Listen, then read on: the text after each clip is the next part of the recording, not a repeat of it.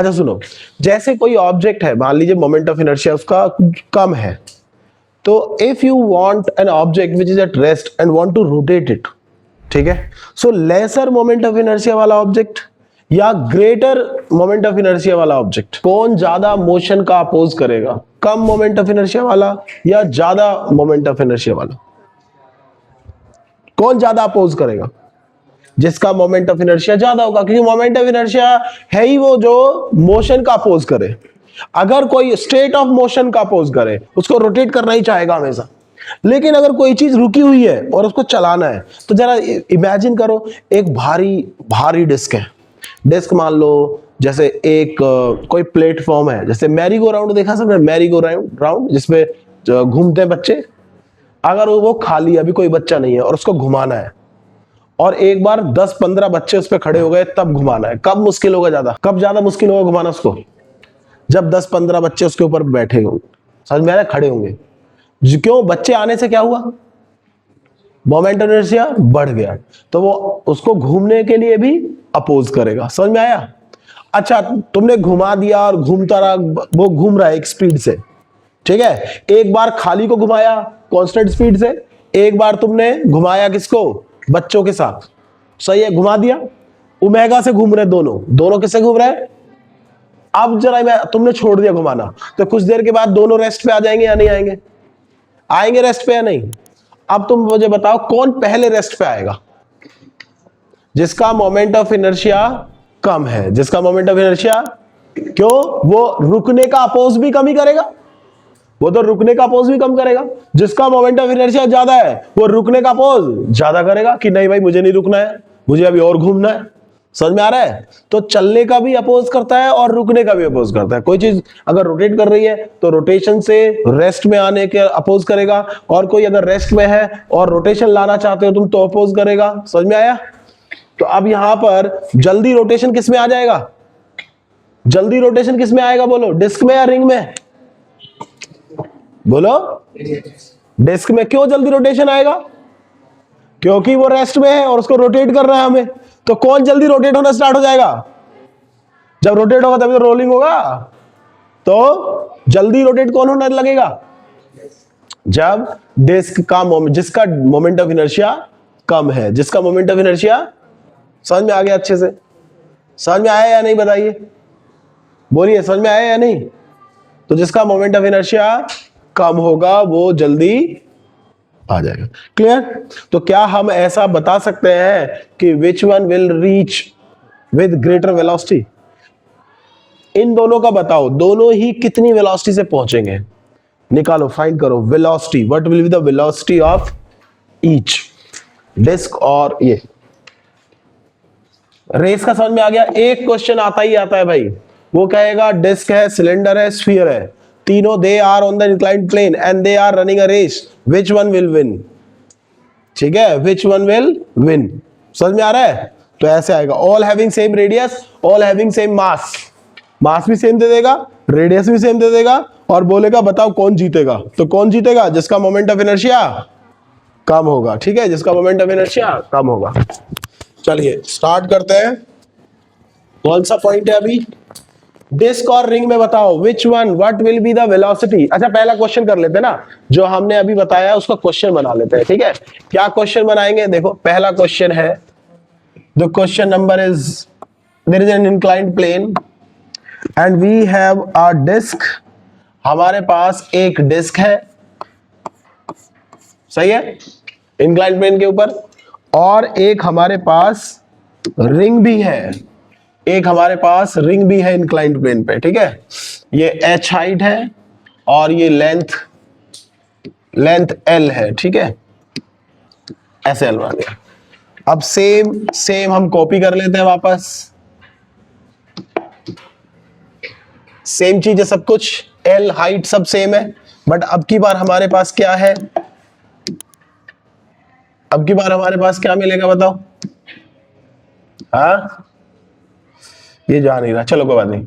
तो अब की बार हमारे पास क्या है? रिंग है। क्या है बस? So which one will reach first? ये रिंग है ऑफ रेडियस r, ये डिस्क है ऑफ रेडियस r, मास दोनों का सेम है, मास दोनों का सेम।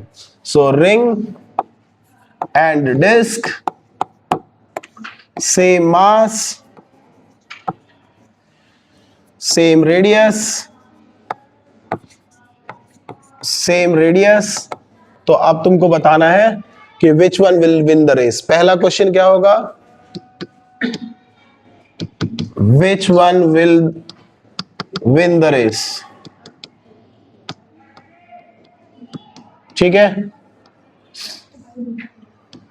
और एक क्वेश्चन हो जाएगा, दूसरा क्वेश्चन होएगा find the velocity of each when they reach bottom of the inclined।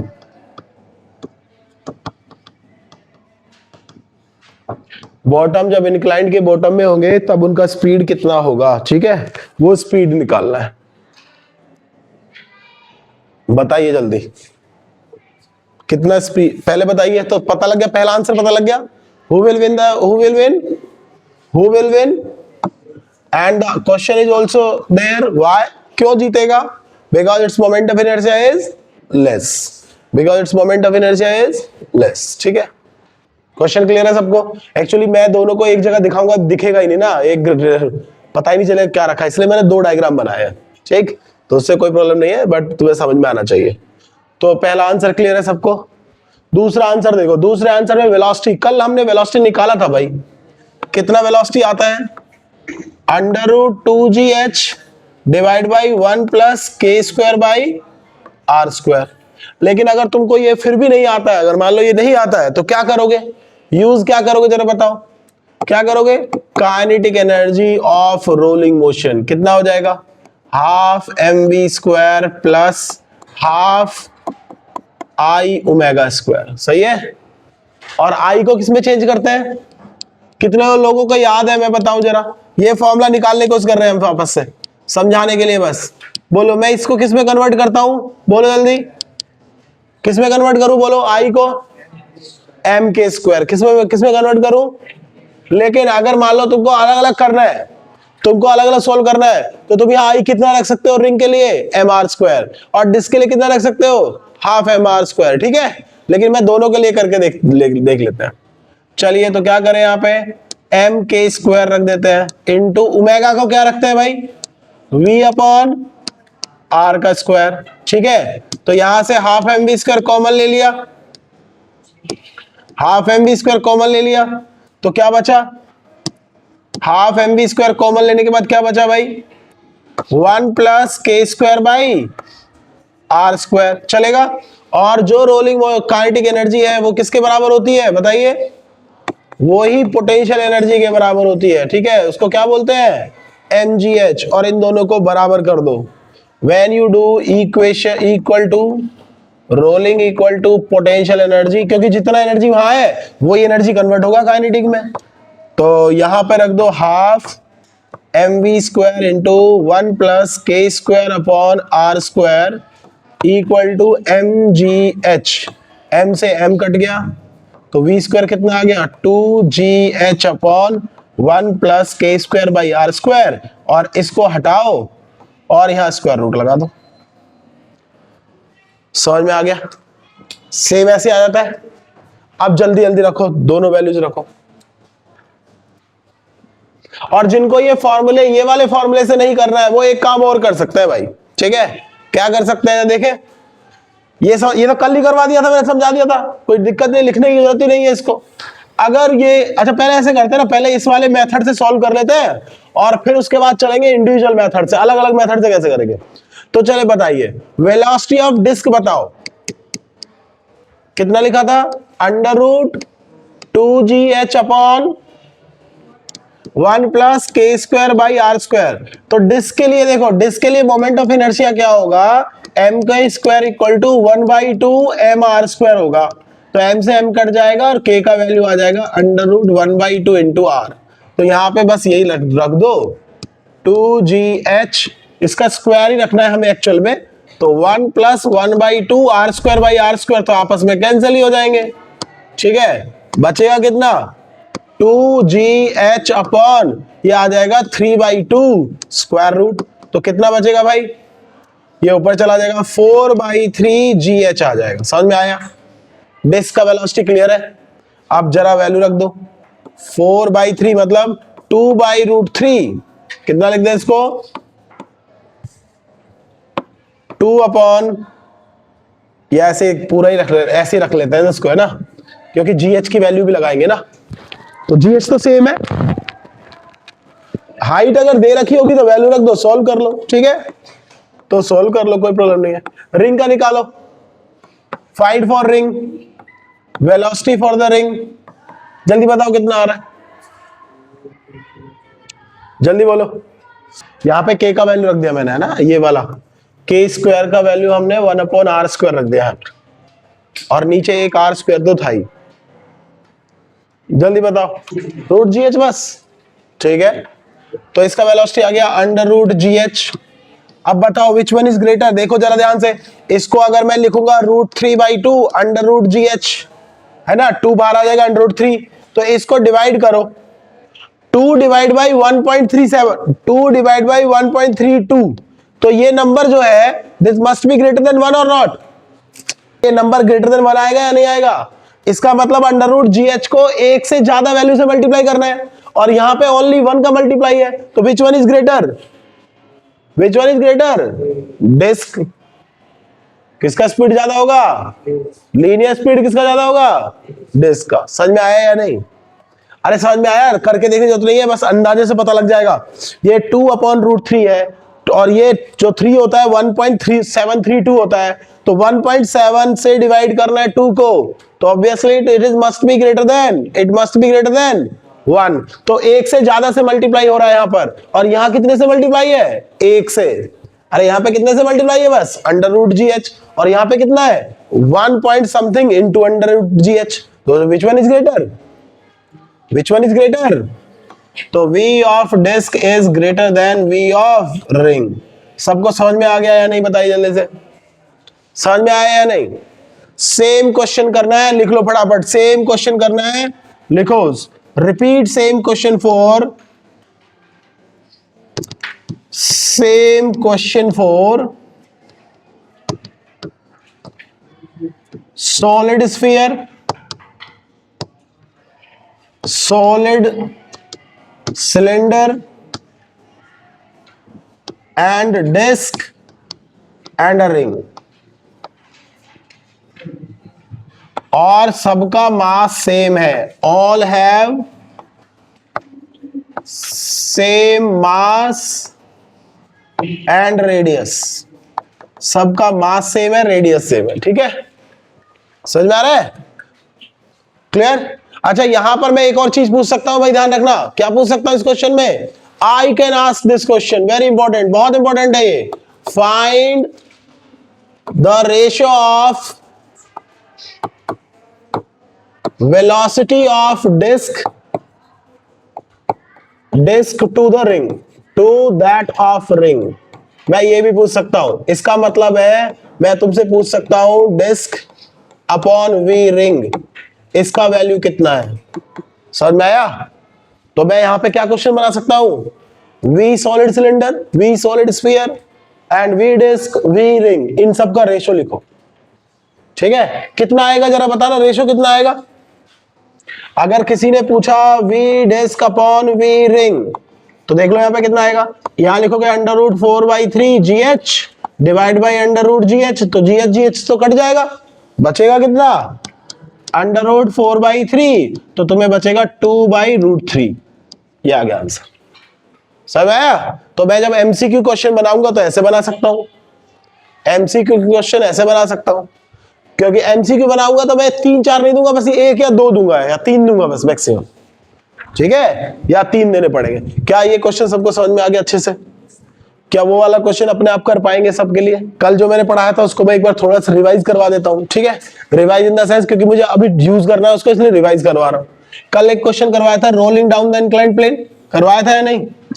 अगर मैं रोल करवाता हूं किसी चीज को तो यहां पे कौन सा फोर्स लगता है, और पीछे की तरफ कौन सा फोर्स है, तो एक्सेलरेशन अगर ए है तो क्या लीनियर इक्वेशन लिखना आता है सबको?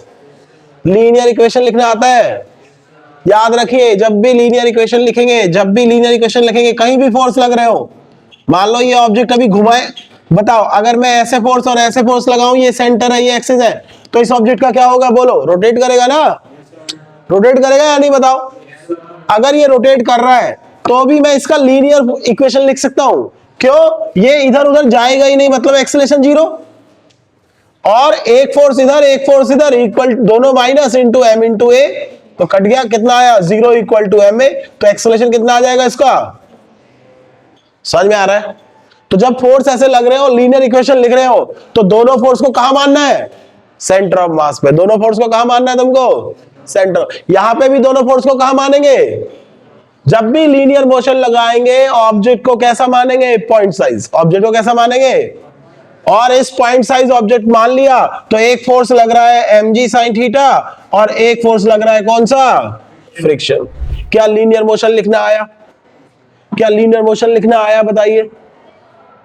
क्लियर है पॉइंट? तो पहले लीनियर इक्वेशन लिखेंगे, दूसरा लिखेंगे रोटेशनल इक्वेशन। रोटेशनल इक्वेशन में हमेशा याद रखेंगे कौन सा लगाना है law? Second law in tau equals to I alpha, और टाउ में ढूंढ लेना है distance into force, distance into force, और यहां से कैसे भी करके फोर्स का वैल्यू निकाल लेना है और इस अल्फा को लीनियर इक्वेशन में कन्वर्ट कर देना है। क्या यहां तक समझ में आया सबको? और ये वाली वैल्यू लिख के जो भी फोर्स टॉर्क दे रहा है उसको कहां रख देना है? पहला इक्वेशन में रख देना है।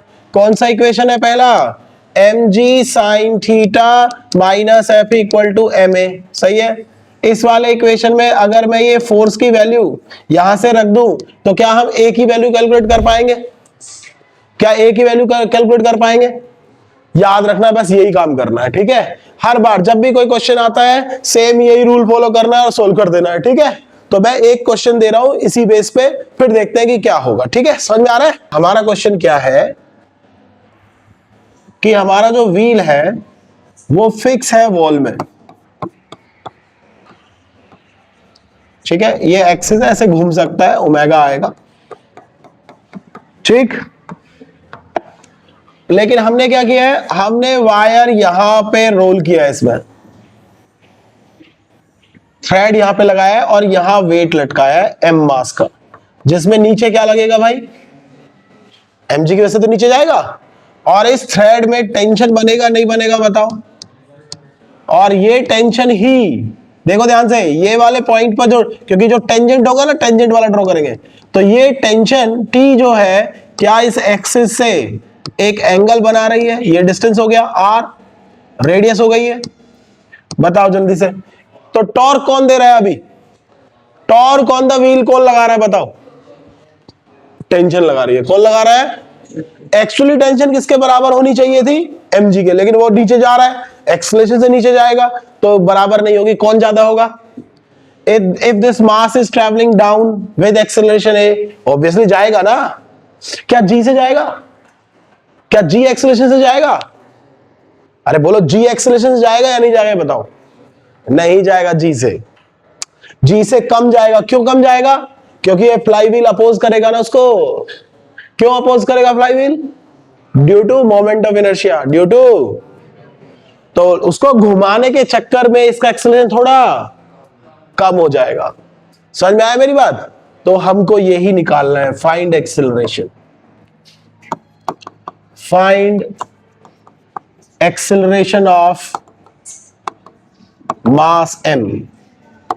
कौन सा एक्सेलरेशन है? लीनियर। कौन सा एक्सेलरेशन है? Let m is the mass of the disc, flywheel. ये क्या है? फ्लाई व्हील है, ये याद रखना है। क्या है ये क्या है? फ्लाई व्हील है। ठीक है? दिस इज फ्लाई व्हील, और फ्लाई व्हील को क्या कंसीडर करते हैं भाई? डिस्क। समझ में आया? तो हमें उसका एक्सेलरेशन निकालना है कि वो मास कितनी स्पीड से नीचे जा रहा होगा। सही है? तो चलिए स्टार्ट कर लेते हैं। तो पहला इक्वेशन लिखिए। कौन कौन सा मोशन लगाना पड़ता है बताओ? Linear motion of mass m, बताइए। Can I right can I right this way? जल्दी बताइए, इक्वेशन 1 लिखा या नहीं, लिखा या नहीं बताइए। सेम वही, क्या हमें t का वैल्यू चाहिए यहां पर? अगर t का वैल्यू कैसे भी आ जाए तो क्या हम कैलकुलेट कर पाएंगे a एक्सेलरेशन? दूसरा क्या करेंगे, अब कौन से दो मोशन लेते हैं, लीनियर और लीनियर हो गया। अब रोटेशनल, और रोटेशनल में भी कौन सा लॉ लगाते हैं, Newton second law of rotational motion. Newton second law of rotational motion बताओ क्या होता है?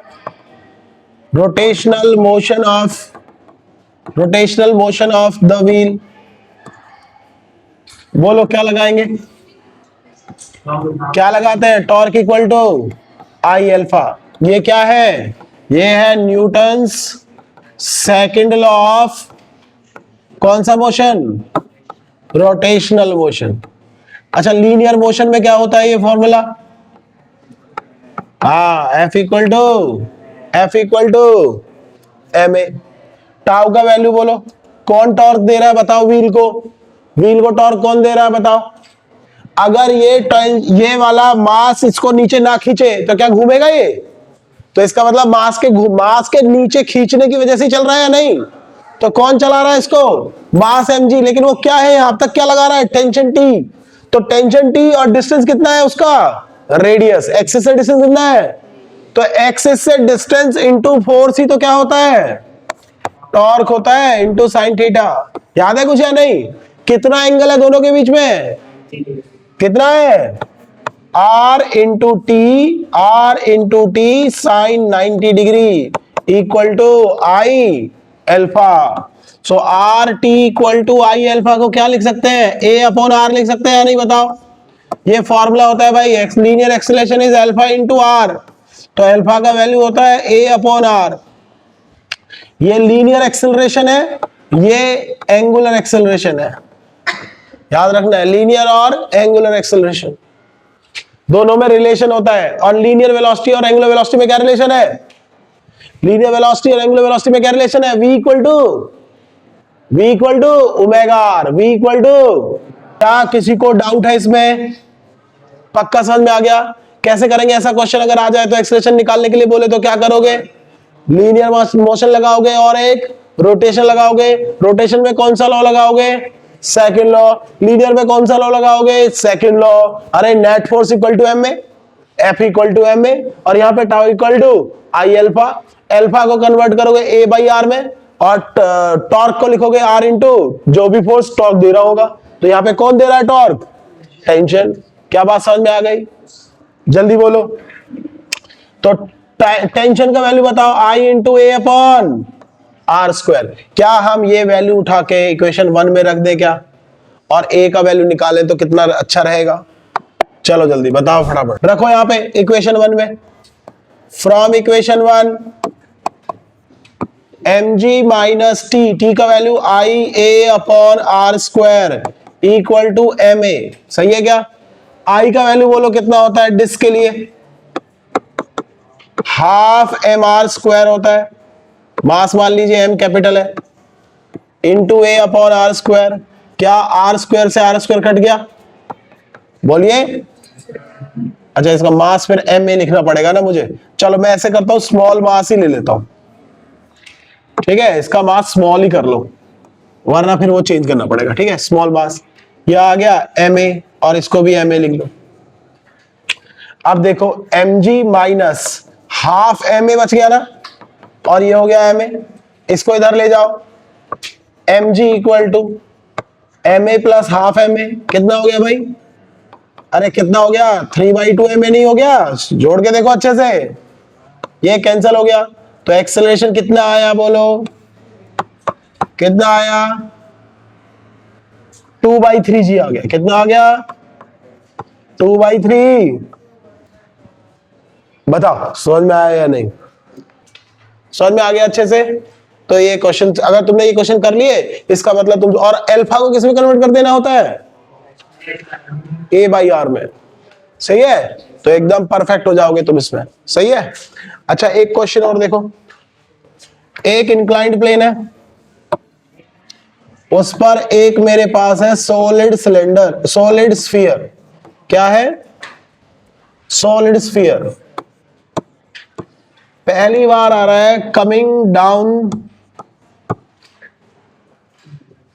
Coming down with slipping. With slipping मतलब no rolling motion, only slip कर रहा है।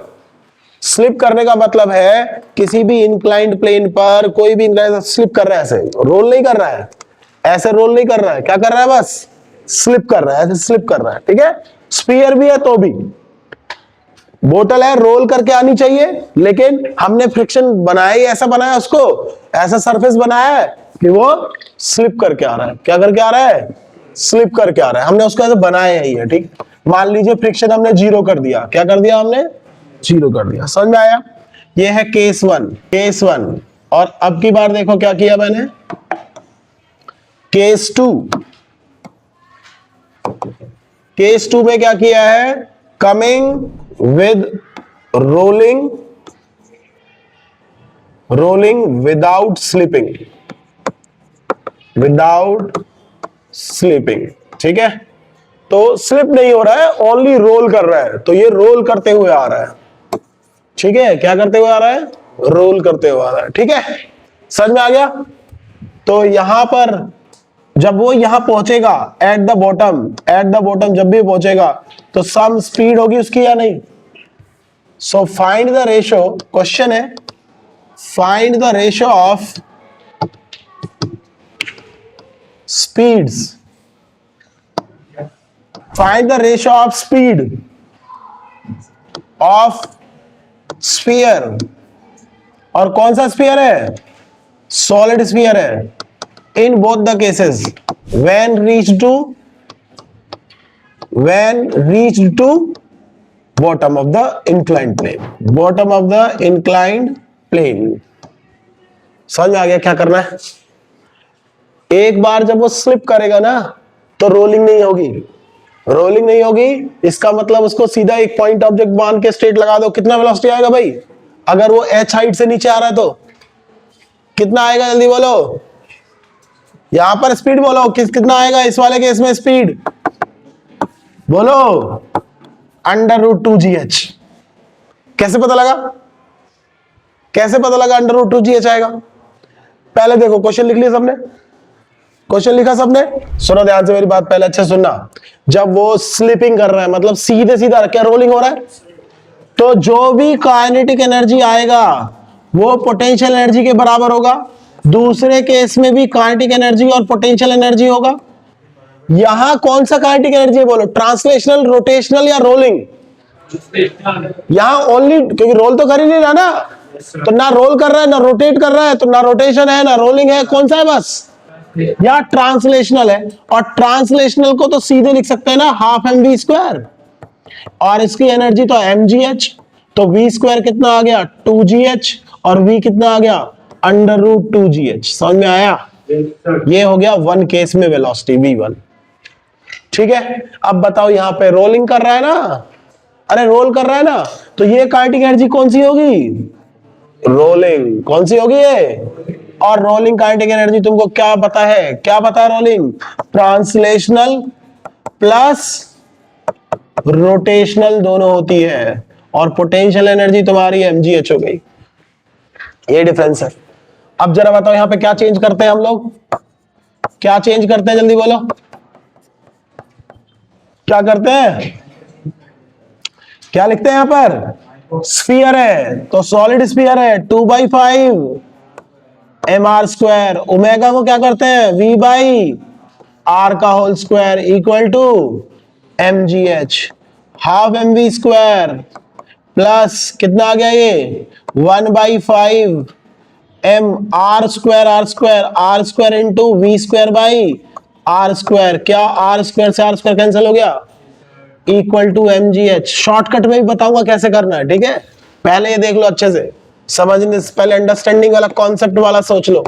v² plus 1/5 mv² equal to mgh है या नहीं है, सभी में ये कॉमन ले लो, या कॉमन नहीं, इन दोनों को ऐड करो, कितना आएगा जल्दी बताओ, ऐड करो कितना आएगा 7/10 आएगा। एलसीएम ले लो, एलसीएम लेने के बाद लिख सकते हैं या नहीं, mgh। अब बताओ m से m कटेगा नहीं कटेगा, तो v square equal to 10/7 gh आएगा या नहीं? तो v कितना आएगा? √10/7 gh। इसका मतलब जो वेलोसिटी है तो मास पे डिपेंड करती नहीं है। अब बताओ ये केस नंबर 2 हो गया, ठीक है। अब बताओ v1/v2 का रेशियो बोलो कितना आ रहा है? v1/v2 2gh under divide by √10/7 gh। तो gh कट जाएगा, gh क्या होगा? कट जाएगा, और ये 2/10 इंटू 7 ऊपर आ जाएगा, तो √7/5 आ गया नहीं आया? बताओ √7/5 आया या नहीं? बोलो समझ में आया? ये है पूरा एक्सप्लेन्ड वे, मतलब पूरा एक्सप्लेनेशन साथ कर रहे हो तुम। लेकिन शॉर्टकट करोगे तो क्या करोगे बताओ? वही रेडियस ऑफ जायरेशन, ठीक है। शॉर्टकट करना है तो क्या लाना पड़ेगा? Radius of gyration. दोनों केस समझ में आ गए ना, एक स्लीपिंग है और एक रोलिंग है। तो रोलिंग में काइनेटिक एनर्जी रोलिंग वाला लिखा जाता है, याद रखिए। और ये कॉन्सेप्ट ऐसे है, एक बार याद कर लिए, दिमाग से निकलने वाले नहीं है ये। जो कॉन्सेप्ट करा रहे हैं उस पे 3 या 4 क्वेश्चन कर लिए, कभी कॉन्सेप्ट दिमाग से बाहर जाएगा ही नहीं, आराम से सॉल्व कर पाओगे फिजिक्स, ठीक है। यही चीज अगर तुमको डायरेक्ट करनी है तो इसी क्वेश्चन को शॉर्टकट में कैसे करोगे? तो पहला तो सही है, फर्स्ट पार्ट इज राइट, इतना तो लिखना ही है। तो v1 कितना आ गया तुम्हारे पास? √2gh, ठीक है, ये तो आएगा ही आएगा। क्लियर? नाउ सेकंड केस के लिए, केस 2 में तुमको लिखना है velocity equal to √2gh divide by 1 plus k²/r²। अब इसने बोला था क्या? स्फीयर। तो सॉलिड स्फीयर में हमारा ये रोलिंग के केस में है, ये इन केस ऑफ रोलिंग, तो कौन सा फैक्टर एक्स्ट्रा आ जाता है रोलिंग के केस में? ये फैक्टर बढ़ जाता है, इससे डिवाइड करना पड़ता है हमको हमेशा। तो स्फीयर के केस में mk² किसके बराबर होगा? 2/5 mr²। m से m कट गया, k² का वैल्यू कितना आया? 2/5 r²। तो रख दो ऊपर, √2gh divide by 1 plus 2/5 r²/r²। ये इससे कैंसिल हो गया, 2gh अपॉन 1 प्लस 2/5। जरा सॉल्व करो कितना आ रहा है? 10/7 आ जाएगा gh। समझ में आया? क्लियर? अब दोनों का रेशियो निकाल दो, दोनों का रेशियो क्या आएगा? सेम आएगा। This thing remain same. बताइए समझ में आया? क्या शॉर्टकट से भी आता है और एक्सप्लेन करके भी बता सकते हो? शॉर्टकट आया तो 1 MCQ, और अगर 2 नंबर 3 नंबर में आया तो वैसे लिख दो। अगर 2 नंबर 3 नंबर में ये लिखोगे तो भी चलेगा, कोई प्रॉब्लम नहीं, मैं नंबर दे दूंगा, ठीक है, लेकिन लिखना पड़ेगा। क्या कर पाएंगे? अच्छा एग्जाम में मैं क्या करने वाला हूं? सेम क्वेश्चन दूं तो, और मैं क्या चेंज कर सकता हूं बताओ? एग्जाम में मैं क्या चेंज कर सकता हूं बताओ? बोलो। सेम क्वेश्चन देना है मुझको, एग्जाम में मैं क्या चेंज करूंगा बताओ? क्या बोलूंगा? सॉलिड स्फीयर की जगह बोलूंगा होलो स्फीयर है, ठीक है। सॉलिड स्फीयर की जगह बोलूंगा डिस्क है, डिस्क की जगह बोलूंगा रिंग है, ठीक है। समझ में आ रहा है? सिलेंडर बोल दूंगा, पाइप बोल दूंगा। तो क्या चीज बदलेगी? बस कौन सा फॉर्मूला बदलेगा सब जगह से? कौन सा सबसे इंपॉर्टेंट फॉर्मूला बदलेगा बताओ? ये बदलेगा बस, आई का फॉर्मूला, बाकी सब कुछ सेम। या यहां पर ये बदलेगा बस, ये mk²। अगर होलो स्फीयर है तो कितना आएगा? होलो स्फीयर तो कितना लिखोगे? 2/3 mr²। कितना लिखोगे? 2/3 mr²। ये लिखोगे 2/3 mr²। सही है? समझ में आ रहा है? अरे तुमने एक पेज पे बनाए हैं नहीं बनाए हैं? मोमेंट ऑफ इनर्शिया के फॉर्मूले सबके लिखे हैं या नहीं लिखे हैं? लिख के रखो कॉपी में। बट ये है concept of conservation of angular momentum, ठीक है, उसके उसके उस पे डिपेंड कर रहा है, ठीक है।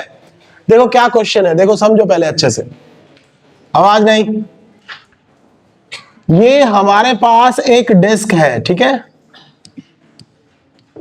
क्या है मेरे पास? एक मेटल प्लेट। अब मेटल प्लेट बोलने का मतलब क्या हो गया? प्लेट क्या होती है भाई? अरे मेटल का प्लेट है, इसका मतलब क्या? कौन सा शेप है? डिस्क है। मेटल प्लेट का मतलब क्या है? डिस्क, ये याद रखना है। और ये डिस्क रोटेट हो रही है ओमेगा स्पीड से, कितने? ओमेगा 1 से, ठीक है? किससे? ओमेगा 1। समझ में आया? अब क्या किया मैंने, इसका रेडियस है r, इसका रेडियस कितना है? मेरे पास एक और ओमेगा 1 का वैल्यू है 2 ओमेगा। एक और डिस्क है मेरे पास, ठीक है? लेकिन वो डिस्क अभी क्या मैंने किया है, अभी वो डिस्क छोटे रेडियस का है। कितने रेडियस का है? कम रेडियस का है। उसका एक्सिस सेम है, उसका एक्सिस क्या है? सेम एक्सिस है। और वो थोड़ा ऊपर रोटेट कर रही है, किससे? ओमेगा 2 से। उसका ओमेगा कितना है? ओमेगा, वैल्यू भी दे सकता हूं एग्जाम में, मैं वैल्यू भी दे सकता हूं, अभी बस ओमेगा से लिख रहा हूं, ठीक है? मैं वैल्यू देखो, वैल्यू रख लेना, क्या प्रॉब्लम है? तो ये हो गया डिस्क, ये मेटल प्लेट 1 और ये हो गया मेटल प्लेट 2। सही है? समझ में आ गया? एक रोटेट कर रहा है यहां, एक रोटेट कर रहा है वहां। एक्सिस दोनों का क्या है? सेम है दोनों का। समझ में आ रहा है या नहीं, बताइए? समझ में आया? ये है बिफोर कंडीशन। क्या कंडीशन है ये? बिफोर। जिसको भी हमने काम दिया था रोटेट करने का, हमने बोला था एक कॉइल को यहां रोटेट करना है, एक कॉइल को यहां रोटेट, मतलब एक प्लेट यहां रोटेट होना चाहिए, एक प्लेट थोड़ा ऊपर रोटेट होना चाहिए, दोनों का एक्सिस सेम होना चाहिए, ठीक है? तो शुरू में तो ठीक चला। थोड़ी देर के बाद क्या हुआ, जब वो घूम रहे थे अपनी अपनी स्पीड से घूम रहे थे, तो वो दोनों चिपक गया, गिर गया, एक दूसरे के ऊपर गिर गया वो। सही है? तो जो ऊपर वाला रिंग था वो आके इससे गिर गया, ठीक है? इसके ऊपर अटैच हो गया। जैसे ही वो अटैच हुआ, तुम बताओ क्या ओमेगा चेंज होगा या नहीं होगा? क्या कोई फर्क आएगा ओमेगा में या नहीं? अच्छा, जैसे मैरी गो राउंड में कोई चीज घूम रही है, तुम उसके ऊपर जंप कर दो, तो क्या उसकी स्पीड कम हो जाएगी या नहीं होगी? तो चेंज आएगा, ठीक है? तो हमने क्या किया, थोड़ी देर बाद क्या हुआ, ये दोनों मैच कर गए। दोनों क्या हो गया? मैच कर गया, अटैच हो गए। और जब अटैच हो गए, सेपरेटेड प्लेट्स, और उसके बाद क्या बन गया? जॉइंट प्लेट, जॉइंट टुगेदर, दोनों जॉइंट हो गए। समझ में आया? तो क्वेश्चन है, find the final omega when omega F final when both plate are joined, both plates are joined. ये क्वेश्चन है भाई, जब वो दोनों ज्वाइन कर गए तब। तो क्या हुआ भाई? बिफोर आफ्टर, ठीक है? क्या किसी ने कोई बाहर से फोर्स लगाया? क्या किसी ने बाहर से फोर्स लगाया? वो आपस में ही गिरे, इंटरनल फोर्सेस। तो क्या बाहर से कोई टॉर्क लगा? So no external torque, no external torque. इसका मतलब क्या होता है भाई?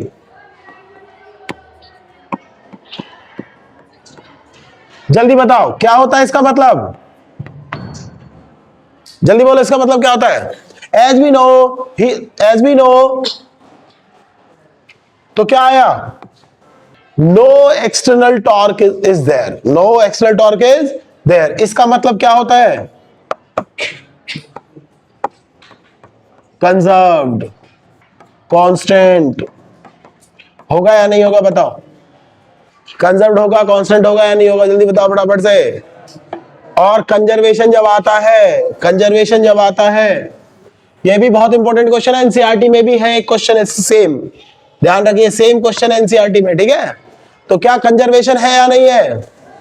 So if angular momentum is conserved, angular momentum is conserved, then क्या हम लिख सकते हैं? Before and after, before and after same होंगे दोनों, जल्दी बताओ, बिफोर, जल्दी खत्म कर रहा हूं मैं। बिफोर एंड आफ्टर सेम होंगे या नहीं होंगे बताओ। तो ये हो गया बिफोर और ये हो गया आफ्टर, सेम होगा या नहीं? तो बिफोर में क्या लगाएगा, I1 ओमेगा 1, क्या एक डिस्क था दो डिस्क थे? अरे बिफोर दो डिस्क है एक डिस्क है, तो दोनों लिखे जाएंगे ना,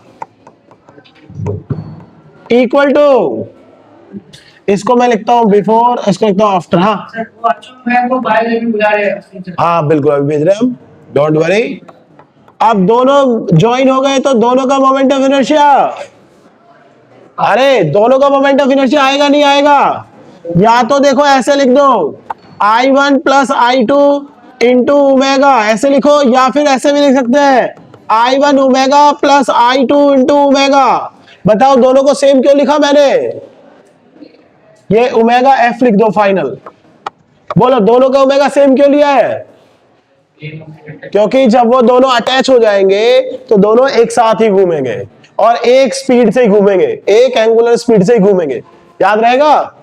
तो जब वो ज्वाइन हो गए तो फिर वो एक ऑब्जेक्ट बन गया और वो दोनों एक ही स्पीड से घूम रहे हैं, इसीलिए मैंने ओमेगा सिर्फ का दोनों का सेम लिखा है। और जब मैं दोनों का ओमेगा सेम लिखूंगा तो मैं ओमेगा एफ कॉमन ले सकता हूं या नहीं? तो ओमेगा एफ की वैल्यू बोलो क्या हो गया, I1 omega 1 plus I2 omega 2 divided by I1 plus I2। ये फॉर्मूला में जो जो वैल्यू मैंने दे रखा है वो अप्लाई कर दो और बस इसका रेडियस हाफ मान लेना, इसका रेडियस r/2 ले लेना, छोटे वाले का रेडियस कितना ले लेना, r/2, ठीक है? और दोनों का मास, इसका मास m और इसका मास m/2 ले लेना, आधा मास, ठीक है? और वैल्यू रख के फाइनल ओमेगा निकाल के बताना, ठीक है? कर दोगे? ठीक है, DIY है ना, सही है, याद रखना, खुद करना है भाई, ठीक, थैंक यू।